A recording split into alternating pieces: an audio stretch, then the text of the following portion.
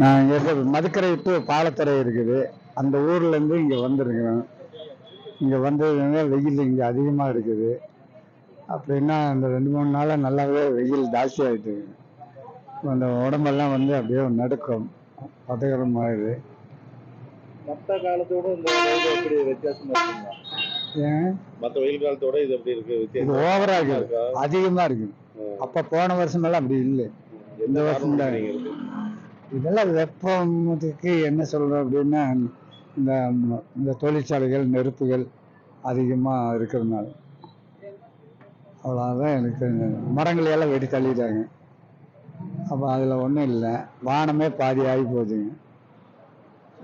நிறைய மரங்களெல்லாம் வெட்டிட்டாங்க. இயற்கையுடைய மாற்றங்கள் அப்படியெல்லாம் இருக்குது.